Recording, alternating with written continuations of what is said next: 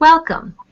I'm Elizabeth Donahue, Associate Dean of Public and External Affairs at Princeton's Woodrow Wilson School of Public and International Affairs. I would like to welcome you to this Google Hangout on Air, brought to you from the campus of Princeton University. This 20-minute program will bring you insights about the latest developments in the Ebola outbreak in Africa. Today's talk will feature Raphael Frankfurter, Executive Director of Well-Body Alliance and a Princeton alumnus. He's coming to us from Freetown, Sierra Leone, where he's been on the front lines of this epidemic since its inception.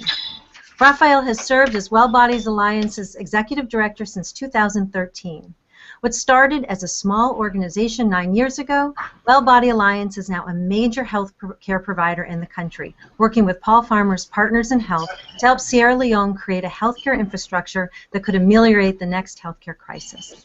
This discussion will be moderated by Zhao Beal, Princeton's Susan Dodd Brown Professor of Anthropology and a co-director of Princeton's Program in Global Health and Health Policy. Beal is a prolific writer, examining topics such as social abandonment and mental illness, and the politics around access to AIDS treatment. His current research explores the social impact of large-scale treatment programs in resource-poor settings and the role of the judiciary in administering public health in Brazil. Raphael and Zhao, welcome. Zhao. Okay, thank you, Elizabeth, for organizing this, and thank you so much, Rafi, for being there and for being ready to go with our better understanding of where the outbreak is right now, and try to think with us, some of the broader issues related to this outbreak, be it at the level of preparedness, politics, and the human impact. Then, now, and in the future. So, Rafi, it would be great if you could start by updating us on the current situation of the Ebola outbreak in Sierra Leone and in the region. Sure. So, kind of broadly, the outbreak within Sierra Leone has dramatically decreased in scale in the last several weeks. The outbreak's now largely concentrated in the west and northwest of the country, in Freetown, Port Loko district, and Cambia district, and the eastern part of the country where I spent the most time working and where the outbreak originated has been pretty quiet for the past several months. It's a little unclear, I think, to me and probably to many people why there are these continued spreading of the disease in the west of the country. I just got back from Port Loko yesterday, where I learned of their most recent case was a woman who fell sick in Cambia district, who was taken by her family in a taxi all the way to Port Loko. No checkpoints recognized her. They didn't seek treatment early on. She died at home. They washed her body and then called for the Ebola burial team, who tested the body, and it turned out to be positive for Ebola. So now there are 18 people who are in quarantine, and it's a little unclear sort of what, why they took so long to contact the healthcare system, why they didn't seek treatment earlier. So it's complicated. But in general, things are much better. There's about 1 or 2 positive cases found per day. Mm-hmm. So Rafi, you have always, since the beginning of this crisis, been concerned with the human realities and local strategies to respond and strategize alternatives. So could you tell us a little bit, how are things in Kono, the region where you have been working for over 5 years now with Well-Body Alliance? How is the situation there? What's the human reality? What's the institutional reality of responding to the outbreak? Sure. So Kono's in the far east of the country. It was bordering the original epicenter of the country, which was Kailau district and the border with Guinea. But for a number of complicated reasons, was largely spared up until November, December, January, and thus was not really a priority for many of the responding NGOs and funders to invest in treatment and isolation infrastructure. In late December, a number of imported cases from elsewhere caused this explosion of cases, and the government hospital in Kono, which was had a sort of improvised isolation center that was merely meant to hold patients for a few hours before they were transferred to a larger treatment unit, became completely overwhelmed. Huge number of bodies and patients sort of got stuck there, and mortality rates were very grim, and as a result, word got out about the horrific conditions within the hospital, and and people stopped seeking treatment. It got worse and worse, up to about 27 cases per day, I believe was the max. In early January, finally, it was recognized to be one of the major hotspots in the country, and the International Federation for the Red Cross was tasked with making a large Ebola treatment unit in Kono. And Partners in Health and Well Body Alliance, we were tasked with making 4 what are called community care centers. So these were smaller 12-bed, essentially treatment units for Ebola that are built in remote communities to sort of keep people closer to their homes, enable access, and hopefully sort of, lessen some of the tension and some of the anxiety that emerges with the optics of these enormous sort of tent structures with people walking around the spaces inside. And we were very deliberate about how we implemented these, with a lot of lead-up meetings with surrounding areas. We hired a large number of community health workers who began to talk to people and really sort of bring local leaders and local people into the management of these treatment centers, and sort of be as transparent as possible about what would happen inside. And one of the most innovative things we did is we built a system so that once people were in the treatment, in the community care center, their families would receive daily updates on where they were and what their status was, so that people would know what's happening to people, and that they'd sort of be accompanied or engaged or counseled in a sort of empathetic way. And within a few... No, tell me, and what are some of the outcomes of that? It's so, fascinating. I mean, within a few weeks, case numbers have gone down to about 1 or 2 per day. I mean, it was a dramatic drop-off, and we attribute that in large part to, 1, having these community health workers to find people who are sick in their homes and bring them. We had huge surge in attendance rates, both for people who were suspects for Ebola, but also for all sorts of other diseases, and also that there really was a kind of collaborative ethos, community, the regions realizing that they needed the help and were playing a role in actually running and understanding what was happening inside. So, and how would you this is fascinating, Rafi. It's almost like in some ways it is a community-mediated form of treatment, care, but also a different information system in place. So how does that fare vis-a-vis the other larger treatment initiatives that are mediated by national governments, international organizations, humanitarian relief? How does that fare? Because we tend to think of those interventions more as vertical type of interventions. How does that fare? Yeah, so I think one unique thing about this particular response that we were able to do is that we were one of the few NGOs to really invest equally in community and facility-based care. So we devised these treatment units. We really invested in improving the quality of care in them so that people would see that they are treated well, and also really invested a lot in building out these community health worker systems. So that's one unique thing. 2, they were built right next to the public clinic in the village, so that while they were not sort of in the public clinic, there was a sense that they were part of a sort of broader health infrastructure that people were familiar with, rather than the majority of other large treatment units, which are these standalone tent cities, not anywhere near other health facilities. I think the third thing is that in large part the response was so chaotic and confusing through the fall that the way that the British government and the Sierra Leone military sort of devised coordinating things was setting up a series of pillars that they sort of would constitute a full response. So there's a surveillance pillar, there's a social mobilization or community engagement pillar, there's a case management or treatment pillar, and each pillar sort of fundraises on its own, devises programs on its own,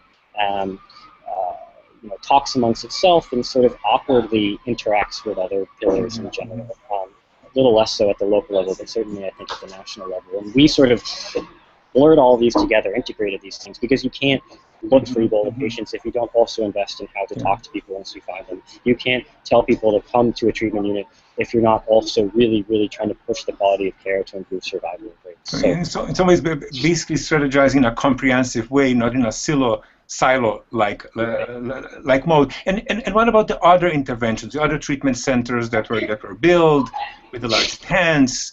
Monies came in, they were built, and after a while we heard that they were there empty. People are not going there. And what is happening to this other more traditional form of response and apparatus that is brought into place in a situation of crisis? What is this leaving behind, and is it going to stay? Is it going to leave something behind?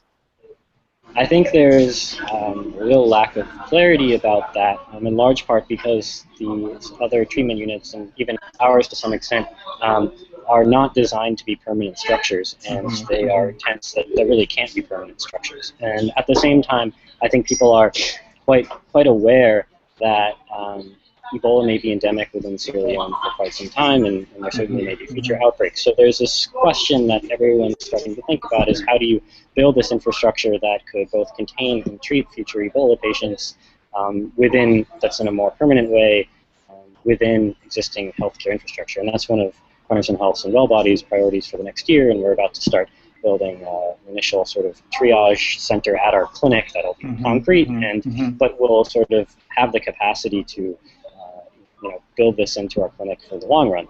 But it's not easy to turn 50-bed tent treatment units into that type of infrastructure. So, and do you see support for that kind of intervention, a more infrastructural kind of intervention in the wake of the crisis? From financing bodies, from the world of philanthropy, or of international agencies and governments for that? I think there's certainly interest, and I think in general, funders seem very fluent in talking about how this outbreak got out of control because of a weak healthcare system, not simply because of the biology or pathology of Ebola. One complicating thing is that my understanding is a number of the public sector funders have different mechanisms for funding emergency response from long-term aid. And it's a little clunky, and I'm not totally clear about how one switches into the other, but that's certainly. And then in addition, a number of the NGOs that responded, it's simply not in their mandate to do long-term health system strengthening. And so it's both, financially and I guess sort of pragmatically difficult to imagine what type of long-term effort will be left to develop that type of infrastructure. But it's interesting because it raises the question of politics, and if we will now look back to the beginnings, right, when this outbreak started to become visible, or the situation came out of control, many blamed politics as the vague culprit for that hindered a timely response. Politics on the side of the World Health Organization, the way national governments were dealing with it, or were trying not to address it to make it an invisible reality, but also the type of action that international actors were ready to put into practice. So how do you assess now in retrospect the political determinants of the outbreak, but then also the political work that is needed now that one moves beyond the situation of crisis, when people start to resume a certain kind of normality, but also at the same time knowing that that Ebola might remain endemic in the region?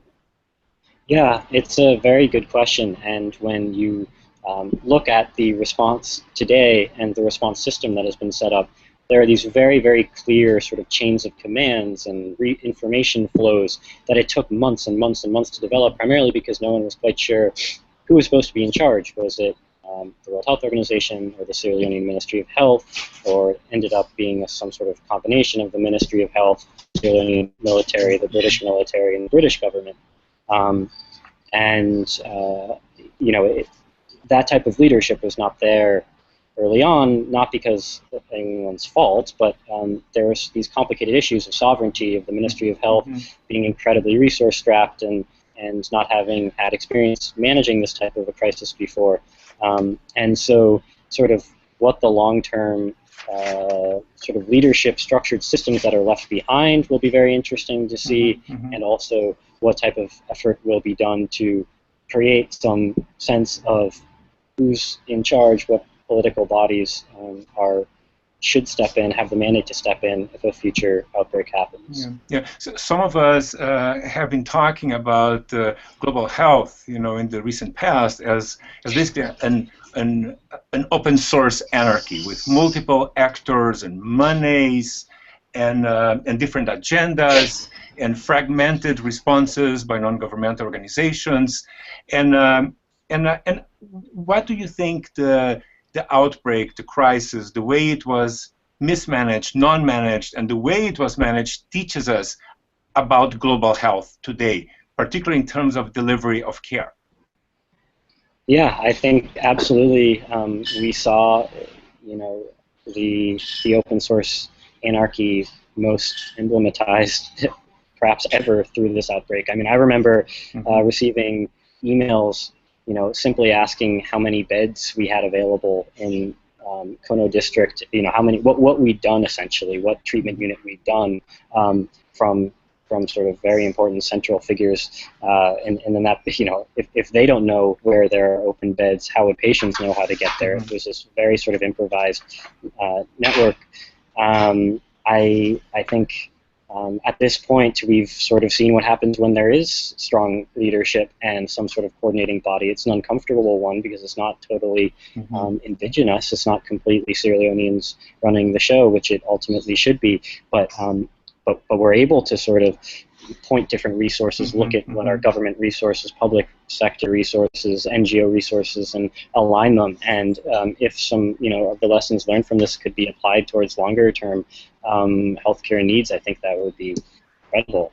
Yeah. So a recent op-ed in the New York Times, written by Bernice Dunn, who is chief medical officer at Liberia's Ministry of Health, with her colleagues, has really a piercing indictment of the West, particularly science, the medical establishment, and saying that no one can in good conscience say that there was no warning. That actually, if one does historical analysis, Ebola was in West Africa before, but even the results of antibody tests, etc., in the 70s and 80s were never made available to the local medical establishment, scientific establishment, basically hindering the possibility of thinking in terms of preparedness for that. So how do you assess that going over, not attending to the early warnings, and what can we learn in terms also of the science of disease response? Yeah, I think that's an excellent question that the op-ed brought up. Essentially, what it sort of led to was that even though this may not have been an unprecedented threat, this was a completely unprecedented problem because there was no preparedness and sort of no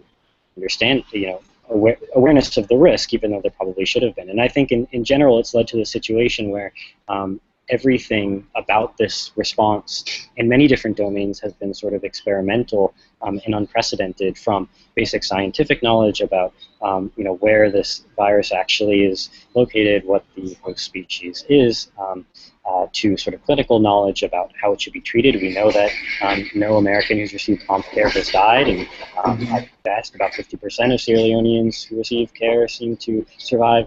Why that is, what can be brought here, what sort of are the ways that treatment can be tailored. These are questions that, in a way, every patient was sort of adding to scientific knowledge about how this should be done. Then there's sort of questions of delivery, about how to actually deliver routine care in a way that keeps patients and health workers safe. Right now, every woman who's delivering a baby needs to be tended to by people in spacesuits, by health workers in spacesuits, and surgeries are done only after 21 days because so many surgeons have gotten infected.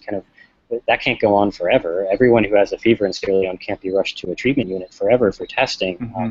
But what can be put in place? What types of delivery systems can exist? And then finally, kind of more knowledge about the social processes and worlds that have unfolded. What people in remote communities understand has happened to them, how they've experienced it, how this disease has fit into broader life histories, contexts, what survival strategies they've developed, and kind of what the lingering impact of this outbreak will be in the ways they understand illness and relate to the healthcare system. There's a lot of knowledge that needs to be produced, and I really think that sort of this post-Ebola period should also be a very academically rich, a rich period for academic sort of pursuits, because this we simply don't know enough. And we are gearing towards concluding this, fascinating conversation with you. It would be good if you could tell us a little bit more what you are hearing from families, from from patients, or of diseased patients, and some of the survivors of Ebola. What are they saying about their lives, about their difficulties in re-entering communities, in resuming a certain kind of normality, or a new normality, creating a new normality, finding employment. So what's life post Ebola for the ones who are most directly afflicted by it? Yeah, and I haven't done too much engagement with survivors. Many people are, and there are a lot of interesting questions about sort of lingering health issues that they have, and a lot of interest in researching them.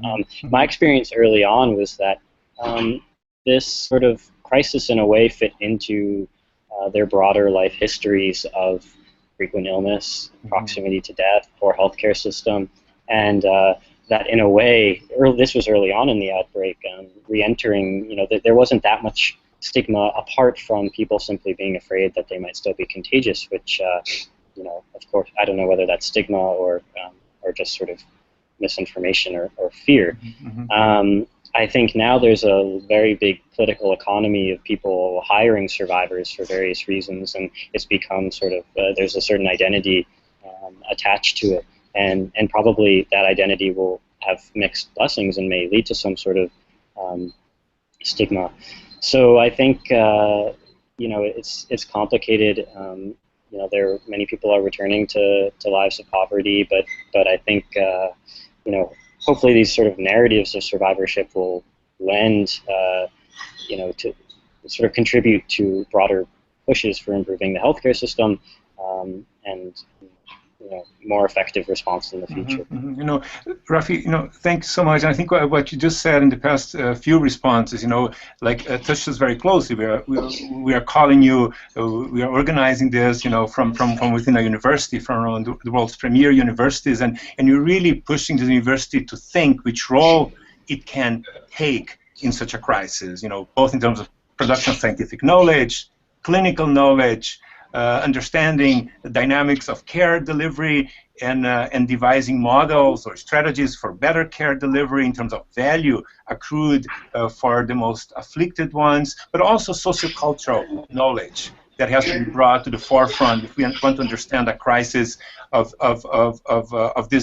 this magnitude. So could you end up saying a few more words about this dimension that has been so crucial to your perspective, but also the kind of work that you and Wellbody developed in Sierra Leone, with not forgetting the human, which is a fundamental question and quest that guide your own work. Yeah, I think that it's very important, and I think particularly sort of brought out in this outbreak because in a way it has been so propagated by people acting in ways that seem to health workers against their interests, leaving health care facilities, taking care and burying people who've died of Ebola at home, and it sort of brought out these, how do you think about that? How do you respond to that? Do you say it's simply ignorance? Do you say it's because there are sort of different cultural beliefs? Do you say it's because they don't have access to healthcare, or can you stay close to individual people as they're navigating this and sort of learn from them and what sort of contributes to the way they understand and sort of process this outbreak? I think there's a way in which the emergency of it and the sort of danger of Ebola and sort of the technicalities of it can efface some of that complicated, nuanced understanding of how complicated people are, and how those nuances and complexities ultimately play a big role in how. Hello? Did we lose you? I think we have lost Rafi, and Okay. if he, perhaps we will wrap this up unless he can come back in. Yeah, and I was actually I was ready to turn it to you, Elizabeth, because along those lines, we were discussing the role of universities in taking some form of leadership or participation in both understanding relief, but also planning the future post Ebola. And I would like to ask you, Elizabeth, to tell us a little bit more. How can this conversation continue? So this conversation is a preview, and we will be doing more of these Google Hangouts to do these sorts of previews of one that's going to take place in the fall. We have a 2-day forum planned called Modern Plagues, Lessons Learned from the Ebola Crisis. It'll be held in Dublin, Ireland on November 2nd and 3rd. Rafi, who just participated in this, is one of our panelists, as is Zhao, and it's a very rich program. And we certainly hope any of you who are watching today, if you can be in Dublin next November and 2nd and 3rd, we'd love to have you. What we will do is we will put the conference registration information on the Princeton YouTube page where this Google Hangout on Air will be immediately posted as soon as we conclude today's program. And so I don't know if Rafi can still hear us, but we really appreciate him coming to us from Sierra Leone. It was hard to do, and we appreciate his time and finding the right space and staying awake to do this with us. And Zhao, we appreciate your help as always. So thank you, everyone. My pleasure. Thank you. Bye-bye.